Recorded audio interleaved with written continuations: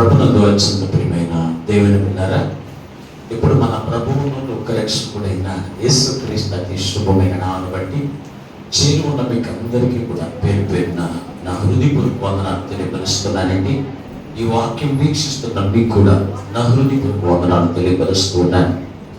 దేవుని మహాకృపను బట్టి మరొక పర్యాయము దేవుని యొక్క సన్నిధిలో గడిపేటువంటి కృపను, ఆయనతో సహవాసము చేసేటువంటి కృపను ఆ పరిశుద్ధాత్మ దేవుడు మనందరికి ఇచ్చినందుకు మనం ఎంతగానో ప్రభువును బట్టి స్తుతించవలసిన వారమై, ఘనపరచవలసిన వారమై ఉన్నాం.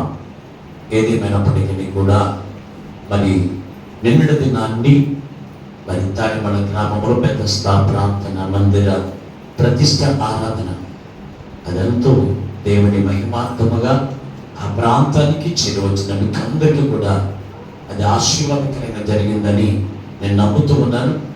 మరి నమ్మిన వారందరూ కూడా చెప్పకూడదు దేవుని ఒకసారి చాలా సంతోషంగా దేవుని పరిశుద్ధ నామమునికి మహిమ కలుగును గాక. ఆమేన్. మరి చాలా సంతోషం అండి, మీరు అందరూ కూడా ఆ పరిచర్యలో పాలుభాగస్తులై ఉన్నారు. అలాగే ఆ మందిర నిర్మాణం వరకు సహకరించిన వారు, అలాగే పరిచర్య చేస్తున్న మీకు అందరికీ కూడా పేరు పేరు నా హృదయపూర్వక వందనాలు తెలియపరుస్తున్నానండి. చాలా సంతోషం అండి. మరి ఈ సమయంలో పరిశుద్ధ గ్రంథముల నుండి ఒక మాట మీకు జ్ఞాపకం చేయడానికి నేను ఇష్టపడుతూ ఉన్నాను. అపోస్తుల కార్యముల గ్రంథము 1వ అధ్యాయము 11వ వచనాన్ని దేవుని యొక్క వాక్యముగా మనం నేర్చుకుందాం. అపోస్తుల కార్యముల గ్రంథం 1వ అధ్యాయము 11వ వచనాన్ని, గలిలయ మనుషులారా మీరెందుకు నిలిచి ఆకాశం వైపు చూచుచూ ఉన్నారు? మీ యొద్ద నుండి పరలోకమునకు చేర్చుకొనబడిన ఈ యేసే ఏ రీతిగా పరలోకమునకు వెళ్ళడం మీరు చూచుతురు, ఆ రీతిగానే ఆయన తిరిగి వచ్చునని వారితో చెప్పి చిన్న ప్రార్థన చేసుకుందాం. మహోన్నతుడును ప్రేమ స్వరూపైన దేవా, మీకు వందనాలు, స్తోత్రం. ఇంతవరకునైనా పాటల ద్వారా, స్తుతి ఆరాధన ద్వారా నీ నామమునకు మహిమ తెచ్చుకున్నవయ్యా. కొద్ది సమయం నీ మాటలు ధ్యానం చేస్తూ ఉండగా చేరి వచ్చిన బిడ్డలందరినీ అయ్యా, ఈ మాటలు వింటున్న ప్రతి వారిని చూస్తూ ఉన్నాం. కావలసిన నీ వాక్యమును అయ్యా నీవే నీ దాసుని ఆత్మతో నింపి నీ దాసును నువ్వే మాతో మాట్లాడి మమ్మల్ని బలపరచమని మా ప్రభువును రక్షకుడైన యేసునామములో ప్రార్థించి వేడుకొనుచున్నాము పరమ తండ్రి. ఆమేన్. దేవునికి స్తోత్రం. హల్లెలూయా.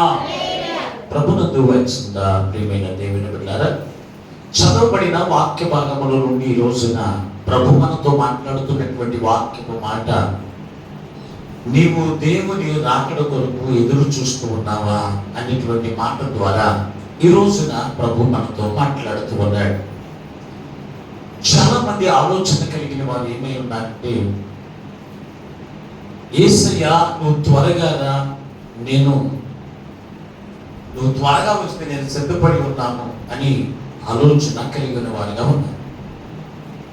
దేవానికి వచ్చి నన్ను తీసుకుని వెళ్ళిపో అనేటువంటి ఆలోచన ప్రతి వారు కూడా కలిగి ఉన్నారు. అది ప్రభు యొక్క ఉద్దేశమే.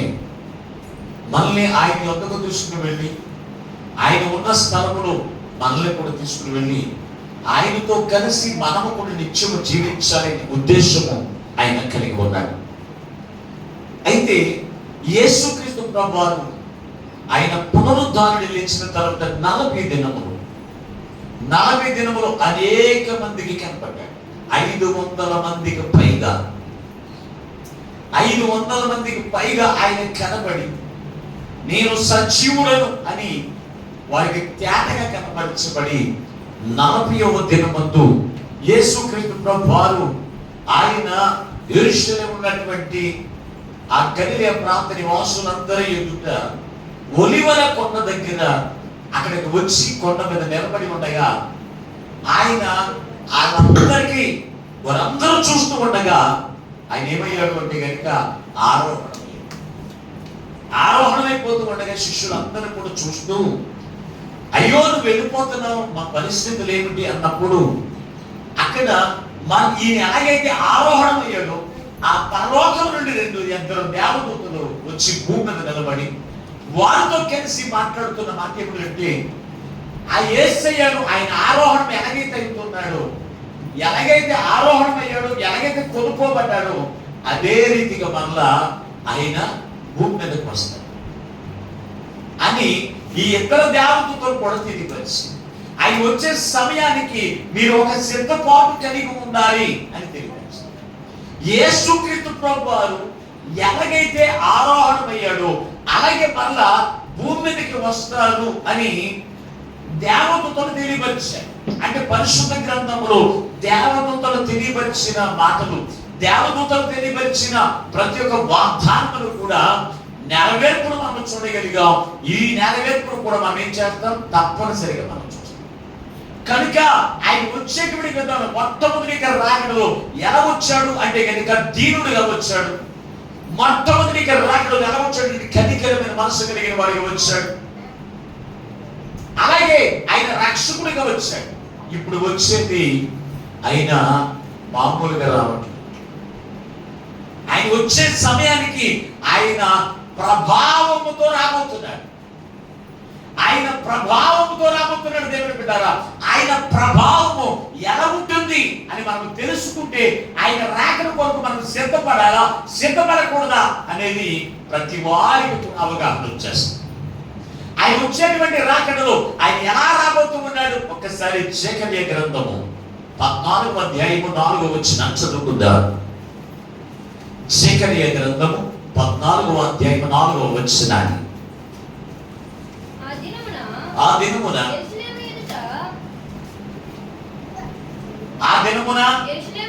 యెరూషలేము ఎదుట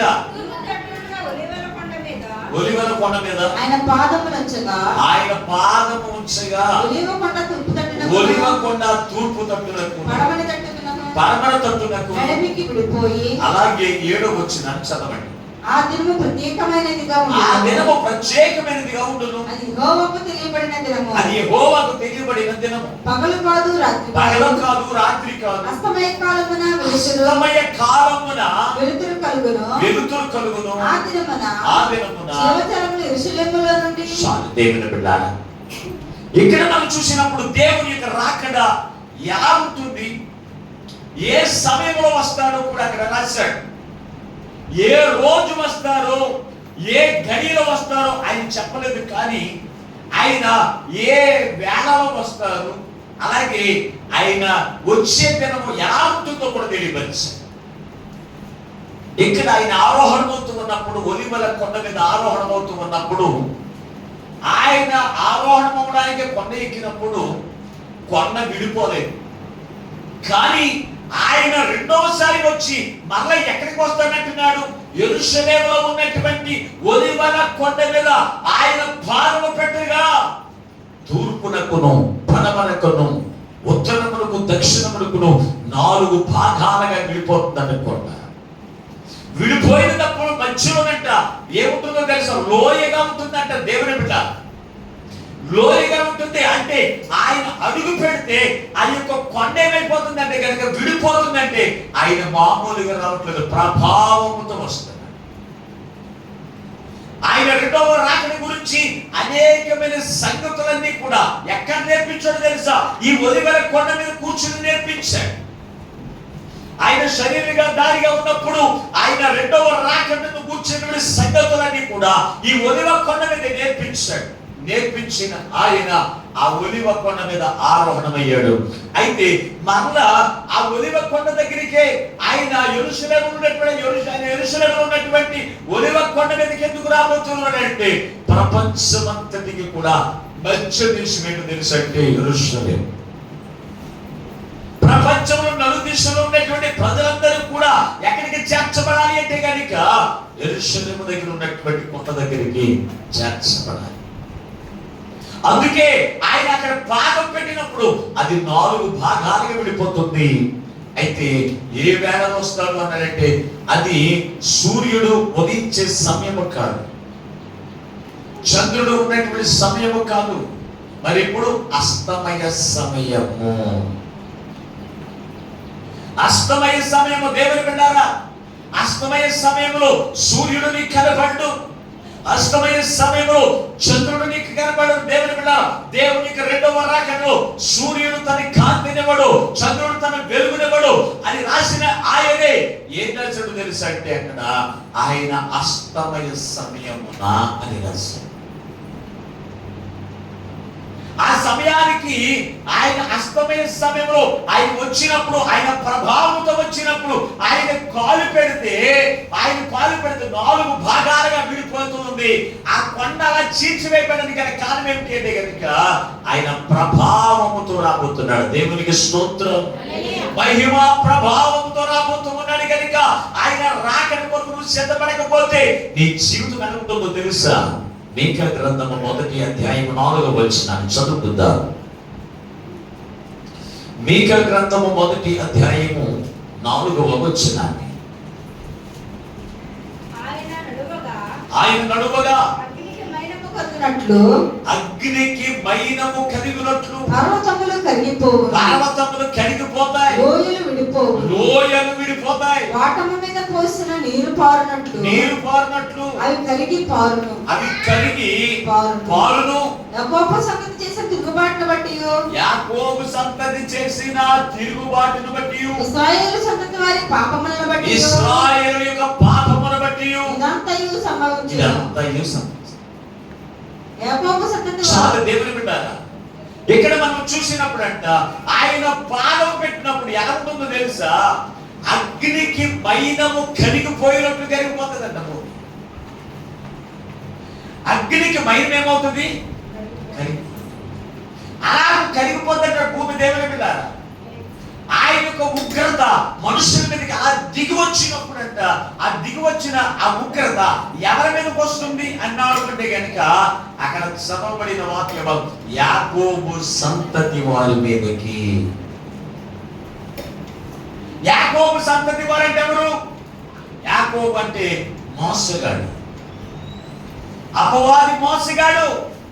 ఆ మోసగాడి యొక్క సంతతి, ఆ మోసగాడు చెప్పుతున్నటువంటి విధముగా, ఆ మోసవాడు చెప్పుతున్నటువంటి విడలుగా ఎందరైతే ఉంటున్నారో వారి మీదకి దేవుని యొక్క ఉగ్రత వారి మీదకి వస్తుంది. రెండవది అదేమని రాశాడు? యాకోబు సంతతి వారి మీదకి యెరూషలేము యొక్క ఇశ్రాయేలు యొక్క పాపమును బట్టి. ఎవరి మీదకి? పాపము చేసేటువంటి వారి మీదకి యాకోబు తిరుగుబాటు చేసిన వారి సంతతి. తిరుగుబాటు, దేవుని మాటను లెక్క చేయకపోవడం, దేవుని మాటను ఎదిరించడం, దేవుని మాటకు లోబడకపోవడం, మనం చేసిన దాన్ని బట్టి.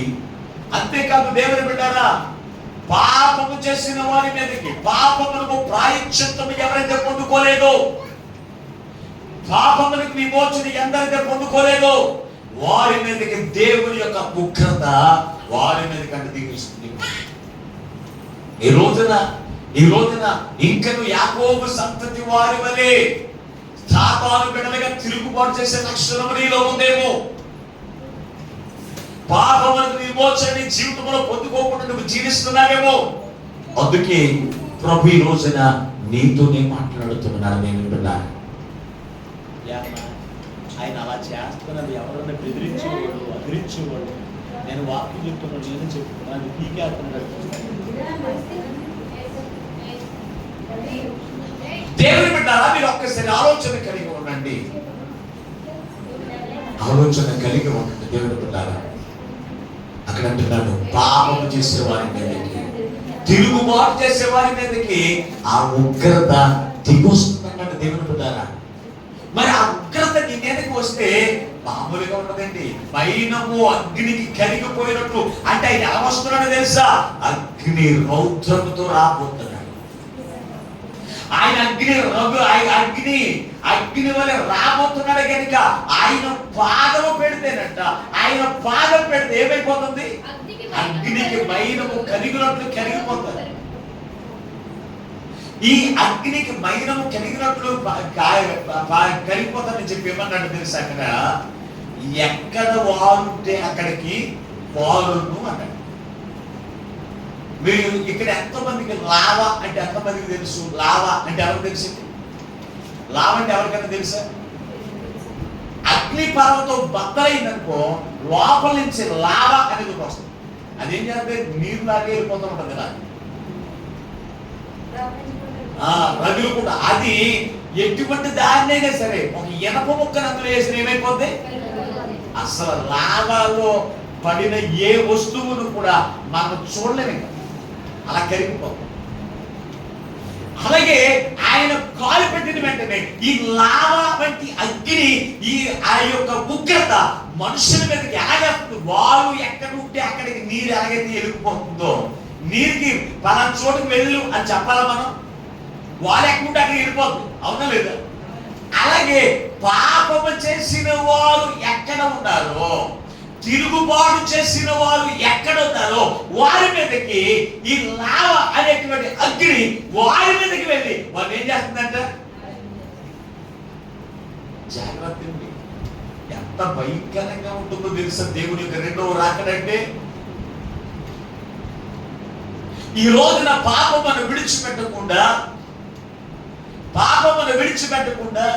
తిరుగుబాటులు మానకుండా, దేవుని మీద తిరుగుబాటులు మానకుండా, దేవా నువ్వు వచ్చి నన్ను పరలోక రాజ్యంలో తీసుకుపో అనేటువంటి క్రైస్తవులు లేకుండా లేరు, ఉన్నారు. ఆయన రమ్మన్నప్పుడు ఆయన వచ్చేయడానికి ఆయన రెడీగానే ఉన్నాడు. కానీ నీకు ఆ సిద్ధపాటు ఉందా? ఏ సిద్ధపాటు? ఉగ్రత నుంచి తప్పించబడే సిద్ధపాటు నీకు ఉందా? ఆ భయంకరమైన ఉగ్రత ఎలా ఉంటుందో చూడండి దేవుని బిడ్డారా. తెస్సలోనికీయులకు రాసిన మొదటి పత్రిక 1వ అధ్యాయము 10వ వచనాన్ని కూడా ఒకసారి చదవండి. తెస్సలోనికీయులకు రాసిన మొదటి పత్రిక 1వ అధ్యాయము 10వ వచనం. మీ యొద్ద మాకు ఎట్టి ప్రవేశము కలుగును, అక్కడ జనులు మమ్మల్ని గూర్చి చెప్పుచున్నారు, మరియు మీరు విగ్రహములను విడిచిపెట్టి జీవము గల వాడిని సత్యవంతుడకు దేవునికి దాసులగుటకును దేవుడు మృతుల్లో నుండి లేపిన యేసు అనగా రాబో ఉగ్రత నుండి మనం తప్పించుచున్న ఆయన కుమారుని యేసు పరలోకము నుండి వచ్చినని ఎదురు చూచుటకును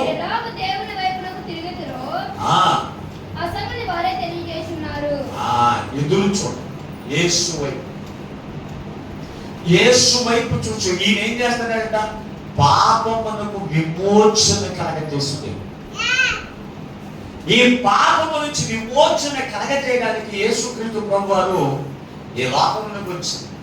ఏ విగ్రహము నిన్ను ఆ ఉగ్రత నుంచి తప్పించదు. ఏ విగ్రహము అయినా మీ మీద ఉన్నట్టు ఉగ్రత నుంచి తప్పించే శక్తి ఒక యేసు క్రీస్తు యొక్క రక్తములకు తప్ప దేనికి లేదు. దేనికి లేదు దేవుని బిడ్డారా. అందుకే యేసుక్రీస్తు ప్రభువారు దేవాది దేవుడై ఉండి ఆయన మహిమ సింహాసనమును విడిచిపెట్టి ఈ లోకంలోకి దీనుడిగా, దరిద్రుడిగా ఈ లోకంలోకి ఎందుకు వచ్చాడో తెలుసా? ఈ లోకంలో ఎవరి ద్వారా అయినా సరే ఆ నరకము నుంచి, ఆ భయంకరమైన ఉగ్రత నుంచి తప్పించే శక్తి ఉందా అంటే ఎక్కడ లేడు. దాన్ని బట్టి ఆయనే ఈ లోకంలోనికి వచ్చి నీ కొరకు, నా కొరకు ఆయన ఏం చేశాడు? తన ప్రాణం పెట్టాడు, గాయపరచబడ్డాడు, గొప్ప రక్షణ వాక్యమును సిద్ధం చేశాడు. సిద్ధం చేసిన ఆ సిద్ధపాటును మనం ఏం చేస్తున్నామంటే నిర్లక్ష్యం చేస్తున్నాము. దేవుని బిడ్డారా, దేవుని ఉగ్రత నుండి తప్పించుచున్న ఆయన కుమారుని యేసు పరలోకం నుండి వచ్చినని ఏం చేస్తున్నామంట? ఎదురు చూచుటకును. చూడండి, ఎదురు చూడాలి. ఎలా ఎదురు చూడాలి? దేని గురించి? మనం దేని గురించి ఎదురు చూద్దాం చెప్పండి సార్. ఎలక్షన్లో డబ్బులు పంచుతారని ఎదురు చూద్దాం, అవునా? ఏం చేస్తారు? నిద్రపోతారా? ఎక్కడో డబ్బులు పంచుతున్నారంటే నిద్ర. అంటే మన ఎదురు చూపులన్నీ దేని మీద ఉంటాయి? డబ్బే. ఎప్పుడు డబ్బు ఎలా వస్తుంది అని ఎదురు చూద్దాం. ఆస్తిపోతుంది ఎలాగొస్తాయని ఎదురు చూస్తాం, ఉద్యోగం ఎలాగొస్తుందని ఎదురు చూస్తాం, అయ్యొత్త ఈ వస్తాయని ఎదురు చూస్తాము తప్ప దేవుని యొక్క రాకడకు పాప క్షమాపణ పొందుకుని పాప విమోచన పొందుకుని ఆ మహా ఉగ్రత నుంచి తప్పించబడి దేవుని రాకడ కొరకు ఆయన గురించి ఎదురు చూడడానికి, రక్షణ పొందుకుని ఎదురు చూడాలి. రక్షణ పొందుకోకుండా ఆయన వచ్చినప్పుడు చూసుకుందాములే అంటానికి, ఆయన వచ్చినప్పుడు చూసుకుందాములే అంటానికి వీళ్ళది దేవుని పిల్లారా. ఈ రోజున చాలా మంది నిర్లక్ష్యం దేవుని యొక్క రాక ఎప్పుడో వస్తుంది అప్పుడు చూసుకుందాములే. ఈ రోజు పెళ్లిళ్ళు ఉన్నాయి, కళాదులు ఉన్నాయి, లేకపోతే నీవో ఆ పనులు ఉన్నాయి, ఈ పనులు ఉన్నాయని ఏం చేస్తారు?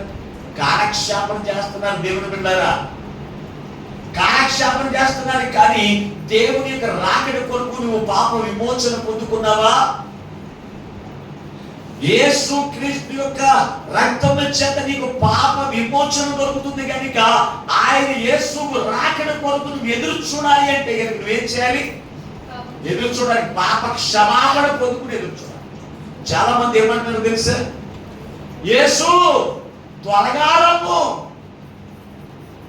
ఈ రమ్ము అని పిలిచే వాళ్ళలో చాలా మంది సిద్ధపాటు లేని వారే, పాపమును పాపము నుంచి విడిపించబడిన వారి కాదు, పాపమును మారిన వారి కాదు, దోషకరమైన జీవితమును విడిచిపెట్టిన వారి కాదు, మోసపూరితమైన జీవితమును విడిచిపెట్టిన వారికి కాదు. అయినప్పటికీ కూడా యేసు త్వరగా రమ్ము, ఆయన వస్తే ఆయన నిన్ను కనుగొంటాడు. నీలో పాపం ఉందా లేదు, ఆ ఉగ్రతకి ఆజ్ఞాపించవలసిన పని లేదు.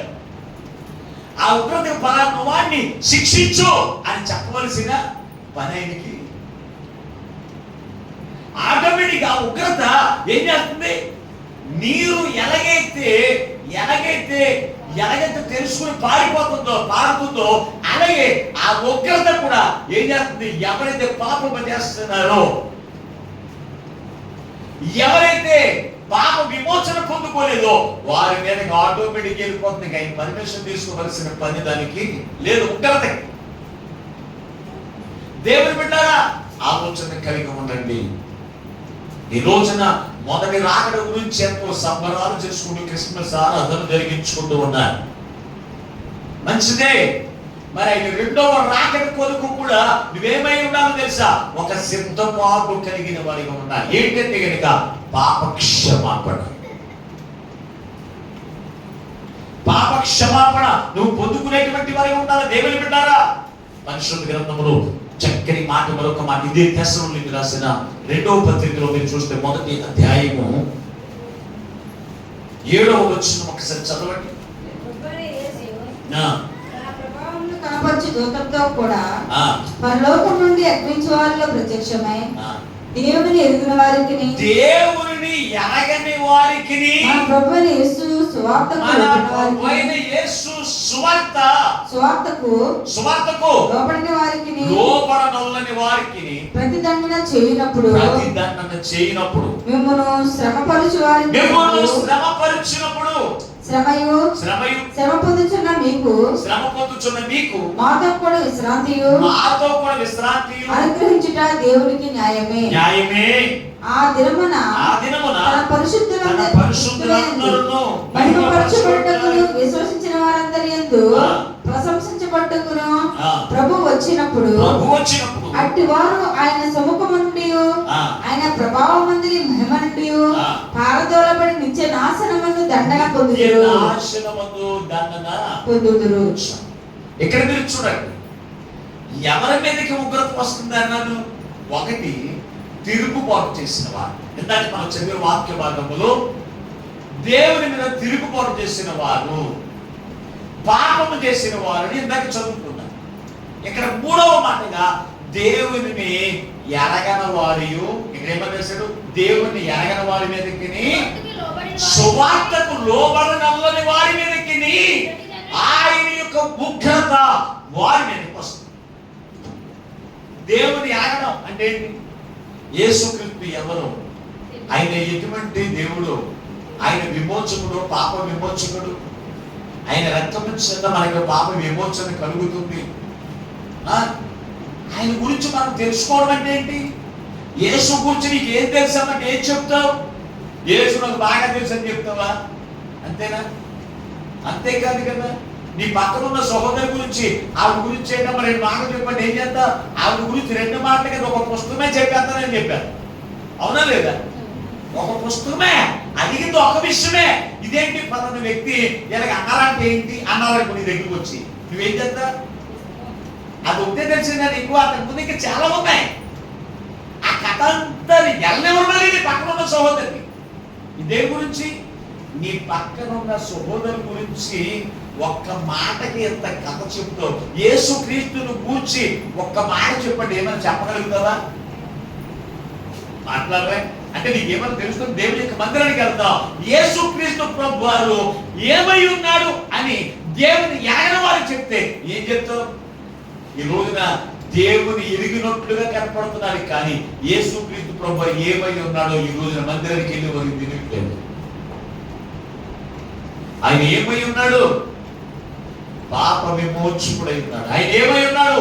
నిన్ను నిత్య రాజ్యములకు నడిపించడానికి పరలోక రాజ్యానికి మార్గమై ఉన్నాడు. ఆయన మార్గం, ఆయన మార్గంలో ఎవరైతే నడుచుకుంటారో, ఆయన మార్గంలో ఎవరైతే జీవిస్తారో అది తెలుసుకోవడమే దేవుని ఎరిగినాడు.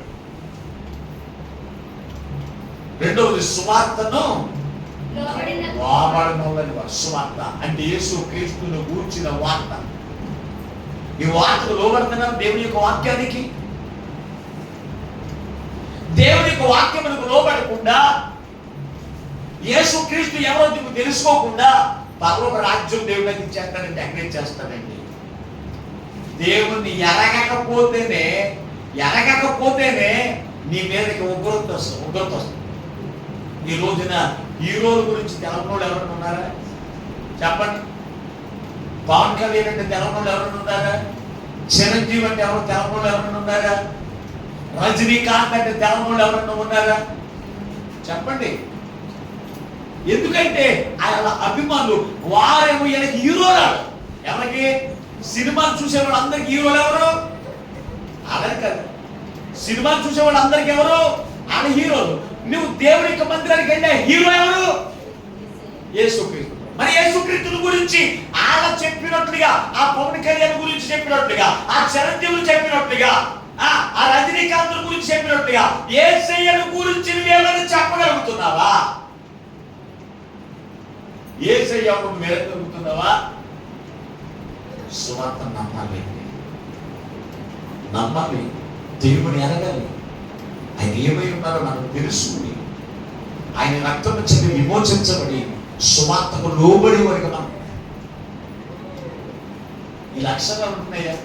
దేవుని మీదే తిరిగిపోదు, దేవుని సేవకుల మీద తిరిగిపోదు. అవునా? పాపమును విడిచిపెట్టకుండా యేసుక్రీస్తు యొక్క శరీర రక్తాలను పాలుపొంగులు పొందడు.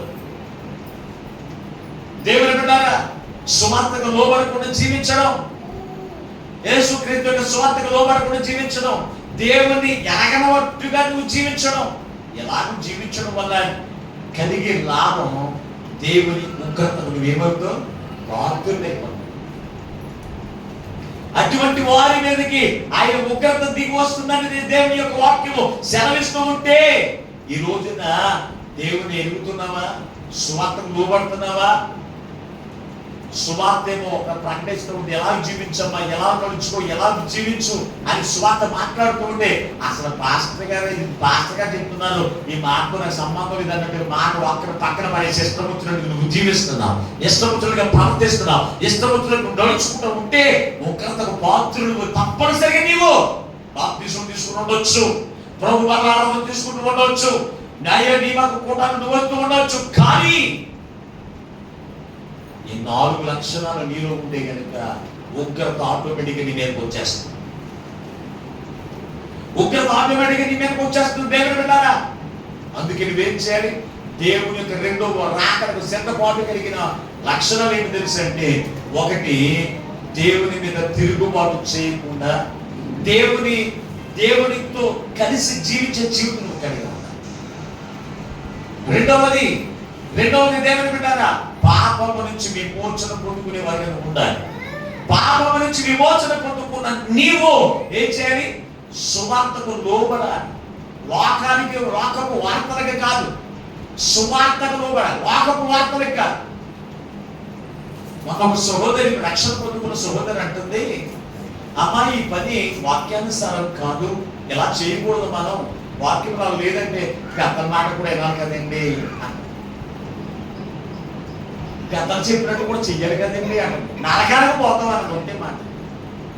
సువార్తకు నువ్వు లోబడకుండా పెద్దలు చెప్పినట్టు నువ్వు చేస్తే, పెద్దల ఆచార పద్ధతిలో నువ్వు చేస్తే నువ్వేమైపోతావు? నరకానికి, దేవుని యొక్క ఉగ్రతకు పాత్రుడైపోతావు. దేవుని మాటలు అలాగే ఉంటాయి, మనకు బాధ కలిగించేటట్టు. అప్పుడే ఇంజక్షన్ కూడా, ఇంజక్షన్ చేస్తుంటే మత్తు వచ్చేసి అంత చాలా బాగుంది అన్నవాడు ఎవరైనా ఉన్నారా? ఇంజక్షన్ చేస్తూ ఉంటే చెప్పలే, ఇంజక్షన్ చేస్తూ ఉంటే ఎంత బాగుందో అన్నవాడు ఎవరైనా ఉన్నారా? ఏం చేస్తారు? బాధ వచ్చినాక ఏం చేస్తారు? జబ్బు పోవాలి అంటే బాధ వచ్చినాయండి ఇంజక్షన్ చెయ్యండి, ఏంటి ఇష్టపూర్వకంగా మళ్ళీ బాధ వచ్చినా చేయించుకుంటాం. బాధ వచ్చిన ఇష్టపూర్వకంగా దేవుడి వాక్యాన్ని సువార్తను అంగీకరిస్తావా? మాట్లాడలే. ఆ వాక్యం అబ్బే ఈ భాస్కర్ గారు అర్థం మాట ఎలా మాట్లాడుతున్నారు. 12 దినాల కార్యక్రమంలో సేవకు చెప్పిన మాట సొంతంలో గారు ఏం చెప్తారన్నారు? ఉన్నది ఉన్నట్టుగా ఎంతమంది సేవకులైనా సరే ఎవరికి బాధ వస్తుందని కాదు, మన జీవితాన్ని, మన బ్రతుకులను బాగు చేసేటువంటి మాటలు ఉన్నది ఉన్నట్టుగా ప్రకటించేటువంటి కృప దేవుడు ఇచ్చాడు. నేను అందుకే నేను ఎంతగానో ప్రభువుని బట్టి స్తుతిస్తూనే ఉంటాను. దేవుని బిడ్డ, ఈ రోజున మీరు ఆలోచన కలిగి ఉండండి. సువార్తకు మనం ఏం చేయాలి? లోబడాలి, సువార్తకు లోబడాలి. అంతేకాదు దేవుని ఎరిగా నేను క్రీస్తుని తెలుసుకున్న ఈ సువార్త నేను నీకు ప్రకటిస్తున్నానని అనేక మందిని క్రీస్తు యొక్క నడిపించేటువంటి వారిగా ఉండాలి. ఆ వైఖరిని ఉగ్రత నుంచి తప్పించేటువంటి వారిగా నీవు కూడా ఉండాలి. సమరయ స్త్రీ యేసు క్రీస్తుని సువార్త ఆమె విన్నది, వెళ్ళి సమరయులు అందరినీ కూడా ఆ ఉగ్రత నుంచి తప్పించి పరలోక రాజ్యానికి వారసురాలు చేసింది ఎవరు తెలుసా? సమరయ స్త్రీ. దేవుని బిడ్డారా, ఆలోచన కలిగి ఉండండి. నమ్ముతున్నారా? సువార్త నమ్ముతూ ఉన్నారా? దేవుని బిడ్డారా,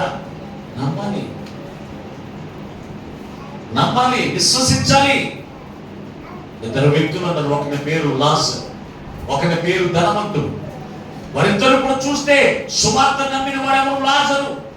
సువార్తను నమ్మి దేవుని యొక్క వాక్యానుసారమైన జీవితం జీవించిన వాడేమో తెలుసా? లాజరు.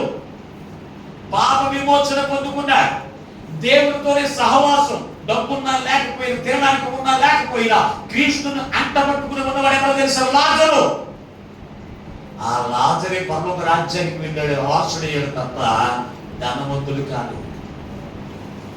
ధనవంతుడు కాలేదు. ధనం అప్పుడు అక్కడికి రాదండి. పరిశుద్ధ గ్రంథంలో మీరు చూడగలిగితే చక్కని మాట, ఒక మాట రాసి చూడ ఒకసారి. జెఫన్యా గ్రంథము 1వ అధ్యాయము, జెఫన్యా గ్రంథం 1వ అధ్యాయం 2 వచనాలు ఒకసారి చదవండి.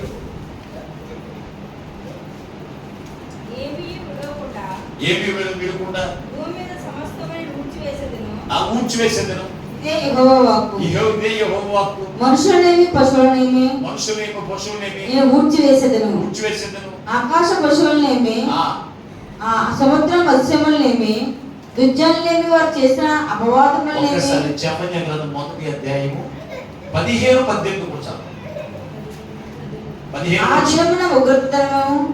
ఆ దినము ఉగ్రత దినము, శ్రమయు ఉపద్రవమును మహానాశనమును కొమ్ము దినము, అంధకారమును గాఢాంధకారమును కొమ్ము దినము, మేఘములను గాఢాంధకారమును కొమ్ము దినము. ఆ దినమున ప్రాకారము గల పట్టణముల దగ్గరను, ఎత్తైన గోపురముల దగ్గరను యుద్ధఘోషణయు బకానాదమును వినబడెను. జనులు యెహోవా దృష్టికి పాపము చేసిరి కనుక నేను వారి మీదకి ఉపద్రవము రప్పింపవచ్చున్నాను. వారు గుడ్డి వారి వలె నడిచెదరు, వారి రక్తము దుమ్ము వలె కారును, వారి మాంసము పెంట వలె పారవేయబడును. యెహోవా ఉగ్రత దినము తన వెండి బంగారముల వారిని తప్పించలేకపోవును. దేవుని యొక్క ఉగ్రత దినమందు చూడండి జరగబోయేటువంటి సంగతులు ఏమున్నాయి? కరిగిపోతాయి, విడిపోతాయి, పర్వతములు విడిపోతాయి, బద్దలైపోతాయి అని చెప్పి ఏమని రాసినటువంటి కనుక దేవుని బిడ్డారా అక్కడ అంటున్నాడు, ఇదిగో వారికి ఆ దినమందు వెండి బంగారములు అక్కరగా అసలు అవసరం లేదు. నీ దగ్గర 100 కేజీలు వెంటున్నా బంగారం ఉన్నా నాకు రక్షణ ఉన్నాయ్యా అనడానికి దైవజనుడు మీకు దొరకడా సమయం. దేవుడికి 2వ రాకడ దినమందు ఆ భయంకరమైన ఉగ్రత దినమందు నీ మీదకి ఆ ఉగ్రత నుంచి ఆపే శక్తి ఎవరుందంటే తెలుసా? వెండికి లేదు, బంగారానికి లేదు, డబ్బుకి లేదు, ఆస్తి పాస్తులకు లేదు, ఉద్యోగానికి లేదు. కానీ దేనికి ఉందో తెలుసా? దేనికి ఉంది? ఒక రక్షణకు మాత్రం. ధనవంతుడికి ఆ ధనవంతుడికి బోల్డ్ ధనం ఉంది కదా, ఆ ధనం పెట్టి పరలోక రాజ్యం కొనుక్కోవచ్చు కదా. టికెట్ కొనుక్కున్నాడా? వీలు పడదండి. అసలు అవసరం లేదు. వెండి బంగారం అసలు అవసరం లేదు పరలోక రాజ్యానికి వెళ్ళడానికి. ఆ పరలోక రాజ్యానికి వెళ్ళడానికి లాజరుకి డబ్బుతో పనిలేదు. అందుకే డబ్బు గురించి అతను ప్రయాసపడలేదు, డబ్బు గురించి ఆశపడలేదు, తిండి గురించి ఆశపడలేదు. అది లేదు ఇది లేదు అనుకుని యేసయ్యను విడిచిపెట్టే లక్షణము ఆ లాజరుకి లేదు. ఎందుకో తెలుసా? అతను నిత్యము కూడా విశ్రాంతిలో ఉండాలి, నిత్యము కూడా క్రీస్తుతో కలిసి జీవించాలనే ఆశ అతను కలిగి ఉన్నాడు. కనుక ఏమయ్యాడు తెలుసా? కనుక దేని మీద ఆశ పడలేదండి. ఈ రోజున ప్రభు మనతో మాట్లాడుతూ ఉన్నాడు. సుమ, ప్రభు మనతో మాట్లాడుతూ ఉన్నాడు. ఎంతవరకు ఆ బిడ్డ గురించి నువ్వు ఆశతో ఎదురు చూస్తున్నావేమో, బంగారం గురించి ఆ ఎదురు చూస్తున్నావేమో, ఆస్తి పాస్తుల గురించి ఎదురు చూస్తున్నావేమో. దేవుని బిడ్డరా, అవి ఏమి నీకు అక్కర్లేదు, అవేమి కూడా నీకు అక్కరగ్రావు. దేవుని బిడ్డరా, సమస్త జనులందరినీ కూడా ఆయన ఏం చేస్తాడన్నాడు? తుడిచి వేస్తానన్నాడు. ఆయన వచ్చినప్పుడు తుడిచి వేస్తానన్నాడు. కనుక వేచేయాలి, సిద్ధపాటు కలిగిన వారిని. అంతేకాదు, ఒకటి ఎవరిని దేవుడు ఉగ్రత వారి మీదకి పంపిస్తాను అన్నాడు అంటే కనుక పాపము చేతన్న వారిని, 2 తిరుగుబాటు చేసిన వారిని, ఏంటంట సువార్తకు లోబడమని వారిని, యేసయ్యను ఎరగని వారిని, వారి మీదకి ఆయన ఏం చేస్తాడంటే ఉగ్రత. మరొక మాట ఉంది. ఒకసారి ఎజ్రా గ్రంథం 8వ అధ్యాయం 22 వచ్చినప్పుడు చదవండి. ఎజ్రా గ్రంథము 8వ అధ్యాయం 22 వచ్చిన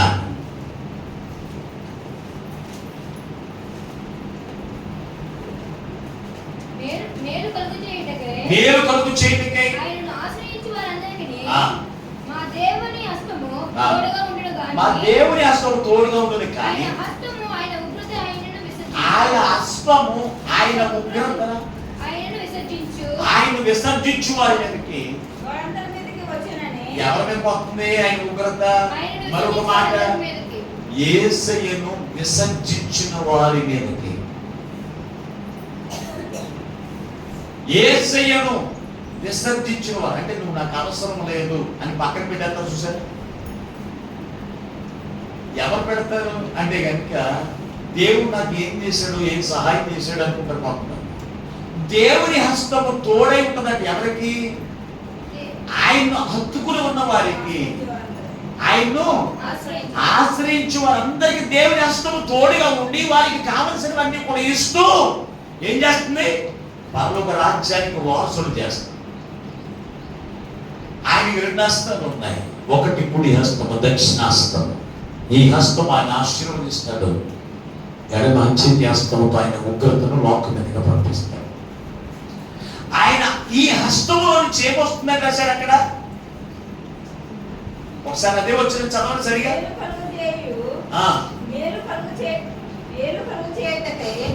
ఆయన ఆశ్రయించు వారందరికీ మా దేవుని హస్తము తోడుగా ఉండును గాని ఆయన హస్తమును ఆయన ఉగ్రతయు ఆయనను విసర్జించు వారందరి మీదకి ఆయన ఉగ్రత వస్తుంది. ఆయన హస్తం తప్పనిసరిగా ఎవరు తోడు ఉంటుంది తెలుసా? ఆయన ఆశ్రయించాడు. యోసేపు దేవుని ఆశ్రయించాడు. యోసేపుకు దేవుని హస్తము తోడై ఉండి ఉన్నతమైన స్థానంలోకి నడిపించలేదా? దావీదు భక్తుడు దేవుని ఆశ్రయించాడు. ఆశ్రయించిన దావీదు భక్తుడు దేవుని యొక్క హస్తము తోడై ఉండి ఉన్నతమైన స్థానంలోకి తీసుకుని వెళ్ళలేదా? అయితే ఆయన విసర్జించిన వారు ఉంటారు చూసారు. ఆయన మాట చొప్పున జీవించకుండా, ఆయన మాట చొప్పున నడుచుకోకుండా జీవిస్తూ ఉన్నప్పుడు వారికి జీవితంలో దేవుని హస్తము తోడు లేనప్పుడు, వారికి జీవితంలో అనుకున్నట్టు నెరవేర్పు పొందుకోలేనప్పుడు దేవుని విసర్జించేస్తాను. నాకేం చేశావు, నువ్వు నాకేం చేసావు, నువ్వు నాకు అక్కర్లేదు పక్కకేంటో చూసారా. అప్పుడు ఆయన ఉగ్రత ఎలా వస్తుందంట, వచ్చి నీ మీద నిలుస్తుంది. నీ మీద నిలిస్తే ఇంకా మామూలుగా ఉండదు. ఆయన ఉగ్రత పొద్దున్న వర్షము గురించి మధ్యాహ్నానికి నిలిచిపోయేటువంటిది కాదు. పొద్దున్న వర్షము గురించి మధ్యాహ్నానికి నిలిచిపోయేది కాదు. నిరంతరము ఆయన ఉగ్రతను పాలుకుంటులు పడ్డాడు. నిరంతరము ఆయన భయంకరమైన ఉగ్రతలను పాలుపొప్పులు పొందకుండా ఉండాలి అంటే కనుక నువ్వు ఆయన ఏం చేయకూడదు, విసర్జించడం కాకుండా ఆయన హద్దుకుని ఉండాలి. లాజరు వలె. లాజరు కష్టాలు వస్తున్నాయి అని విసర్జించలేదు, వ్యాధి వచ్చిందని దేవుని విసర్జించలేదు, శోధన వచ్చినాయని దేవుని విసర్జించలేదు. ఈ రోజున విసర్జించిన వారందరూ కూడా ఎవరో తెలుసా, నేను దేవుడు నాకు బలహీనతలు కలిగజేశాడు, దేవుడు నాకు అవసరం లేదు. నేను దేవుడు నన్ను అవసరం తీర్చలేదు, దేవుడు నాకు అవసరం లేదు. నేను దేవుల్లో ఉంటే నేను అనుకున్నాను దేవుడు చేయట్లేదు, నాకు ఆయన అవసరం లేదని ఆయన పక్కన పెట్టిన వారు ఇదిగో కొద్ది రోజులంతా బాగానే ఉంటారు. మన శుక్రవారం నేర్చుకున్న తప్పిపోయిన కుమారుడి గురించి దేవుడి మీద కొంతకాలం బాగానే ఉంటుంది. తర్వాత ఆయన ఉగ్రత నీ మీద నిలిస్తే, ఆయన ఎడమ హస్తము నీ మీద నిలిస్తే, ఆయన ఉగ్రత నీ మీదకి వస్తే భరించలేదు. మనుషుల ద్వారా వచ్చేటువంటి ఉగ్రత వేరు, బంధువుల ద్వారా వచ్చేటువంటి ఉగ్రత వేరు, స్నేహితుల ద్వారా వచ్చేటువంటి భయంకరమైన ఉగ్రతను బట్టి అది నువ్వు ఎలాగైనా తట్టుకోగలవు. దాన్ని అసలు నువ్వు లెక్క చేయవలసిన పని లేదు. దాని ద్వారా నీకు వచ్చేటువంటి కొద్దిసేపు నీకు బాధగా వచ్చేవో, కానీ దేవుడి నుండి వచ్చేటువంటి ఉగ్రత నీ బ్రతుకంతా కూడా బాధలు అనిపిస్తుంది. అది జ్ఞాపకం చేసుకోవాలి దేవుని బిడ్డలారా. అందుకే ఈ రోజున ప్రభు మనతో మాట్లాడుతూ ఉన్నాడు. ఒకటి, దేవుని మీద తిరుగుబాటు చేసిన వారి మీదకి. రెండవది, పాపము నుంచి విమోచన పొందిన వారి మీదకి. మూడవది, సువార్తకు లోబడని వారి మీదకి. నాలుగవది, దేవుని యాగనట్లుగా జీవిస్తున్న వారి మీదకి. ఐదవది ఏంటి, ఎవరి మీదకంట? ఆయనను విసర్జించిన వారందరి మీదకి ఆయన ఉగ్రత దిగి వస్తుంది. ఆ ఉగ్రత తాళదగిన వాడు ఎవడు అని రాసిన బైబిల్లో. ఆయన భయంకరమైన ఉగ్రత తాళదగిన వాడు ఎవడో, ఆయన ఉగ్రతను భరించగలిగిన వాడు ఎవడో అంటే అసలు ఎవడు భరించలేదు. అంత భయంకరమైన ఉగ్రత నీ మీద పొచ్చుకుందనే సంగతి నువ్వు గుర్తెరిగి నీ పాపము నుంచి విడుదల పొందుకో. దేవుని మీద తిరుగుబాటు చేసే లక్ష్యం నీకుంటే ఇప్పుడే మానుకో. అంతేకాదు దేవుని బిడ్డలారా, దేవుని ఎరిగిన వారిగా యేసుక్రీస్తును గూర్చి నువ్వు తెలుసుకుని సువార్తను నమ్మి ఏం చేయాలి? సువార్తకు లోబడేటువంటి జీవితమును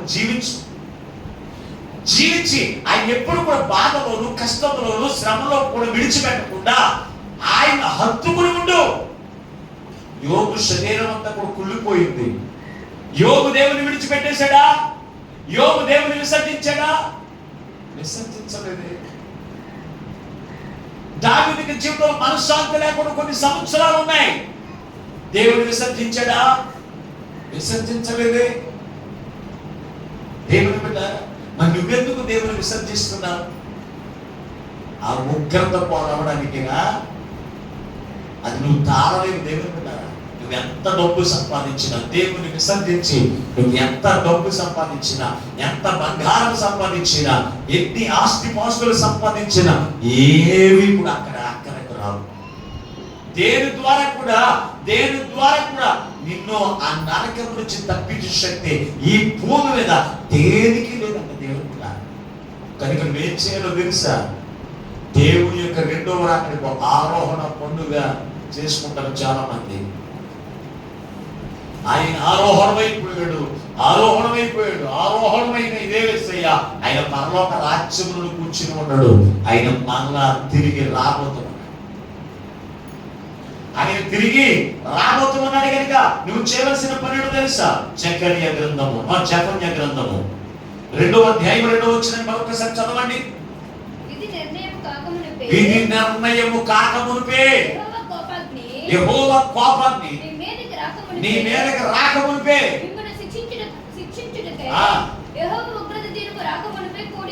ఏం చేయాలంట? కూడి రండి. కూడుకునే లక్షణం ఎంతమంది ఉంటుందండి ఈరోజు? దేవుడి మందిరానికి వెళ్ళాలి. అమ్మా రెడీ అవుతున్నావా? ప్రార్థనకి టైం అవుతుంది, తొందరగా రెడీ అయ్యి మనందరం కలిసి వెళ్ళిపోతాం అని అలవాటు ఉన్న వారిలో మాకు ఉంది అన్నవారు ఒక్కసారి చేద్దాం. నిజంగా చేద్దాండి, లేకపోతే నాకంగా పోతాను ఆ మందిరానికి. ఏముందా? మా అందరం కలిసి మందిరానికి వెళ్ళిపోతాం కూడుకునేది అంతేనా? లేకపోతే నా గొడవ నీకు ఎందుకు వెళ్ళిపో, నాకు పని ఉంది, ఆదివారం పని ఉంది, నువ్వు వెళ్ళు. కూడుకోవడానికి చాలా మందికి ఇష్టం ఉండదండి.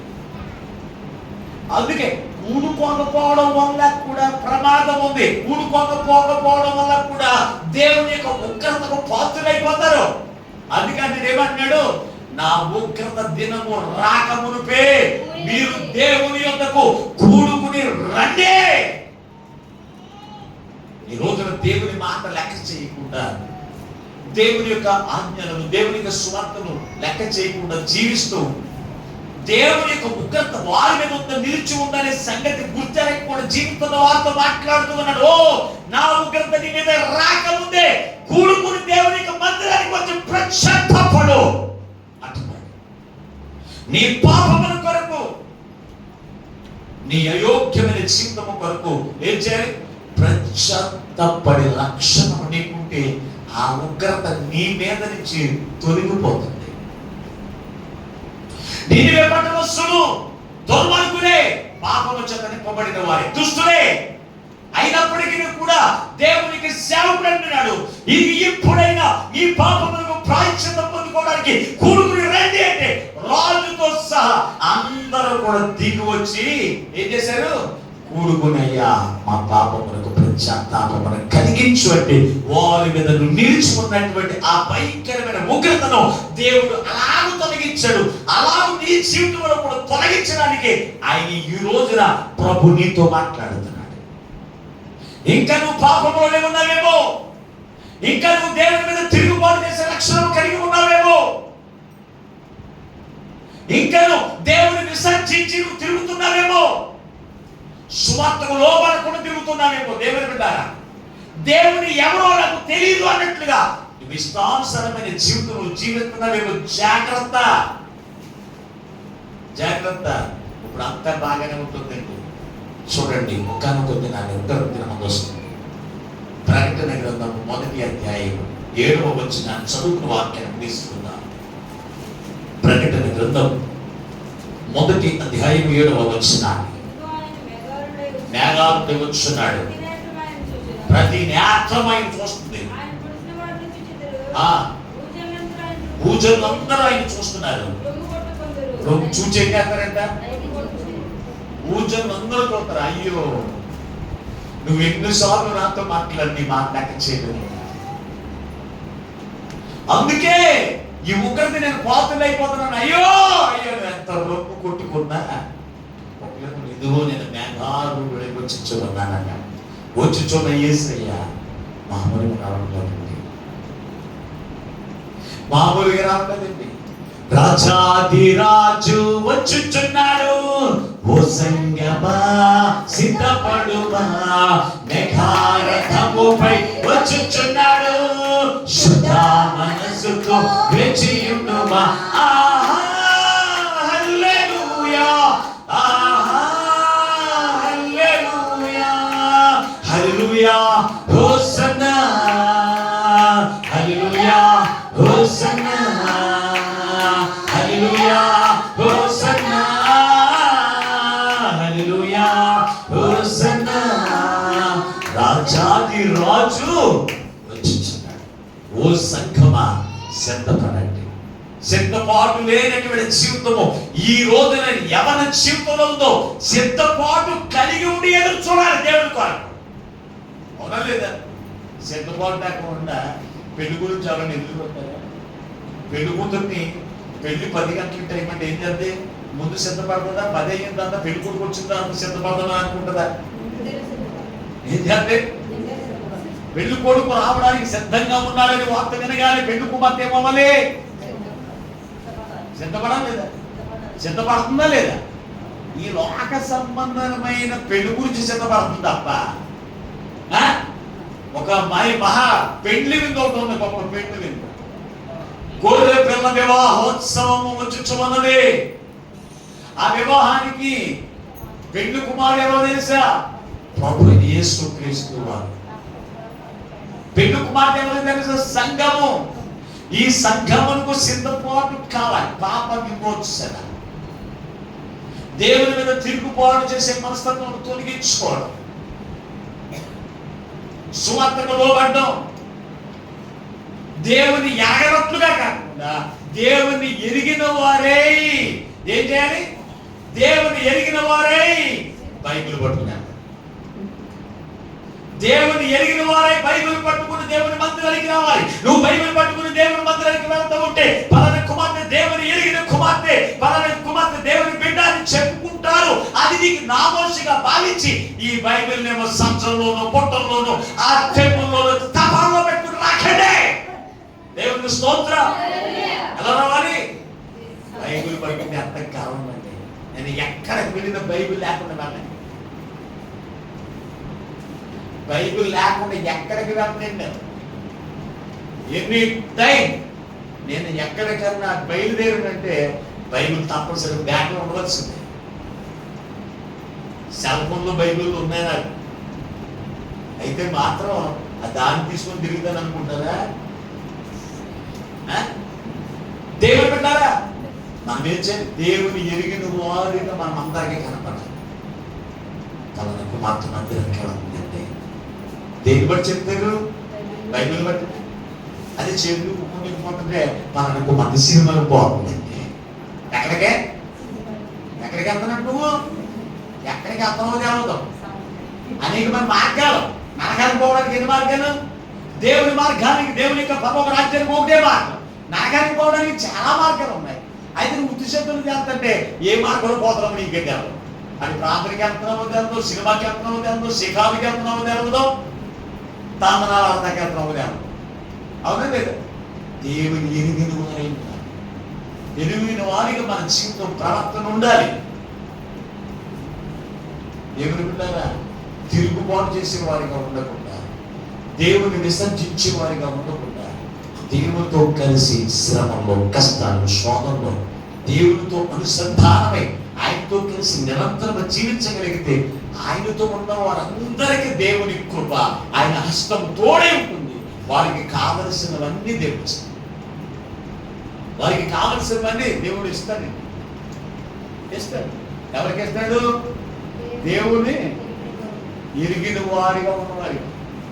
నేను దేవుని ఎరిగిన వారికి ఉన్నాను కనుకనే దేవుడు నాకు ఏ సమయంలో ఏది కావాలో, నేను బాధపడకుండా, నేను శ్రమ పడకుండా దేవుడు నాకు ఇస్తున్నాడండి. నా అనుభవాన్ని పెట్టి నేను మీతో మాట్లాడుతున్నాను. మరి నాకు ఇచ్చిన దేవుడు నీకెందుకు ఇవ్వడు? దావీదుకి ఇచ్చిన దేవుడు నీకెందుకు ఇవ్వడు? యోసేపుకి ఇచ్చిన దేవుడు నీకెందుకు ఇవ్వడు? ఇస్తాడే కూడా. కానీ మనకేంటంటే విశ్వాసం ఉండదు. కానీ ఆ భయంకరమైన ఉగ్రత నుంచి తప్పించేటువంటి నాదుని లోపల వెండి, బంగారం ఏది లేదు. ప్రతి నేత్రమైన చూస్తారు. దేవుడు ఎరిగిన వారు, ఎరగని వారు ఆయన చూస్తూ ఉంటారంట. చూసిన వారు అనుకుంటారంట, అయ్యో పలానా కుమార్తె వల్ల నేను రక్షణ పొందలేకపోయింది, పలానా కుమార్తె వల్ల నేను పాప విమోచన పొందలేకపోయాను, పలానా కుమార్తె వల్ల సువార్త నేను నమ్మలేకపోయాను, పలానా కుమార్తె వల్ల క్రీస్తును హత్తుకుని నేను జీవించలేకపోయానే అని నువ్వు ఎంత బాధకుని ఉన్నా ఉపయోగం లేదు. కనుక దేవుని బిడ్డలారా, ఎంతవరకు దేవుని యొక్క రాకడ కొరకు సిద్ధపాటు లేని జీవితం నీలో ఉంటే ఈ రోజున ప్రభు నీతో మాట్లాడుతూ ఉండగా నీకు నీవే పాపమునకు విమోచన పొందుకోండి. విమోచన పొందుకుని ఆయన రాకడ గురించి ఎదురు చూడండి. అంతేకాదు, తిరుగుబాటు తత్వాన్ని మానేసి క్రీస్తు మాటకు లోబడే తత్వాన్ని మీరు కలిగి ఉండండి. అంతేకాదు దేవుని బిడ్డలారా, అంతేకాదు స్వార్థను నమ్మండి, స్వార్థ ప్రకారమే జీవించండి. అటువంటి లక్షణాలు కలిగి ఆయన ఇచ్చేటువంటి దీవెనలకు, ఆయన ఇచ్చేటువంటి పరలోక రాజ్య భాగ్యములకు వారసులుగా ఉండే కృపను ఆ పరిశుద్ధాత్మ దేవుడు ఈ మాటను వింటున్న బిడ్డలందరికీ అనుగ్రహించును గాక. ఆమేన్. ప్రార్థన చేసుకుందాం. మహోన్నతుడును ప్రేమ స్వరూపిణి దేవా, మీకు వందనాలు స్తోత్రాలు. ఇంతవరకు నీ అమూల్యమైన మాటలు చెప్తాను, మాతో మాట్లాడి మమ్మల్ని బలపరిచారు అయ్యా. విత్తబడి మాటలు ఏ బిడ్డలు కూడా వ్యర్థముగా విడిచిపెట్టకుండా ప్రతి హృదయంలో నీరు కట్టి ఫలింపజేసి నీ రెండవ రాకడకు ప్రతి బిడ్డను ఆయుధపరచమని అతి త్వరలో రాజులకు రాజుగా రానయ్యున్న యేసునామమున ప్రార్థించి వేడుకొనుచున్నాము పరమ తండ్రి. ఆమేన్. దేవుడు మిమ్మల్ని అందరిని దీవించును గాక. ఆమేన్. మరొకసారి మీకు అందరికీ పేరు పేరున నా హృదయపూర్వక వందనాలు తెలియపరుస్తున్నాను.